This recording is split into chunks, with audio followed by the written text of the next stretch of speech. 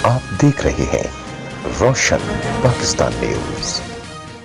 इस मुल्क में क्या हो रहा है किसी को कुछ भी नहीं पता क्या हो रहा है। और ये मुल्क इस वक्त अभी एक हिजान की सी कैफियत में नाम है कि जनाब जो है वो करप्शन ख़त्म करेंगे, करप्शन ख़त्म करेंगे। हर इदारे में करप्शन अपने उरूज पर है। कहोगे भाई रेड ज़्यादा क्यों हो गए, कहते हैं कि सख्ती ज़्यादा हो गई है। जितना टीवी पे करप्शन करप्शन हो रहा है उतने रेड बढ़ गए करप्शन के।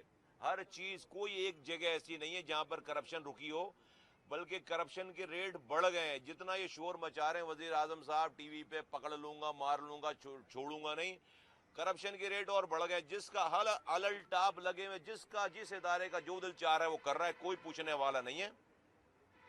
और इस वक्त मुल्क में एक आम आदमी, बिजनेसमैन, मजदूर, हर कोई बेयकीनी किसी कैफियत में, पता नहीं कि अगले घंटे क्या होना है, अगले दिन क्या होना है। ऐसे हालात में कोई मुल्क नहीं चलता, उसकी इकॉनमी नहीं चलती। और इसीलिए पाकिस्तान की इकॉनमी नहीं चल रही है। एक दिन इसको स्टॉक क्रैश कर जाता है, अगले दिन 100 पॉइंट बढ़ जाते हैं।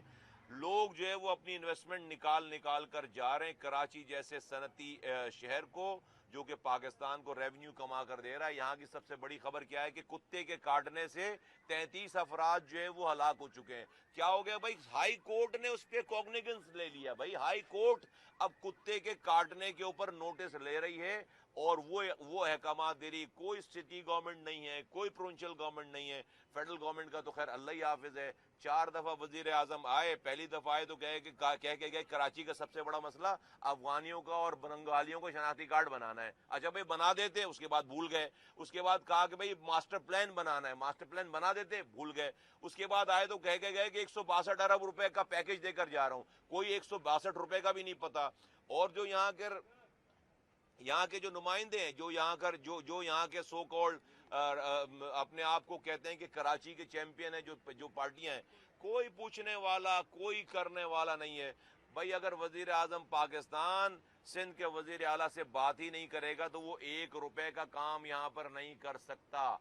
उसको हर हाल में 18वीं तरमीम के बाद अगर इस शहर में कुछ काम करना है, कराची में, सिंध में कोई काम करना है, हैदराबाद की यूनिवर्सिटी अनाउंस हो गई, वजीर आजम हाउस में उसका इफ्तिताह हो गया, ना उसकी जमीन का पता है, ना उसके उसके किसी आगे टेंडर का पता है, ना उसकी बनावट का पता है।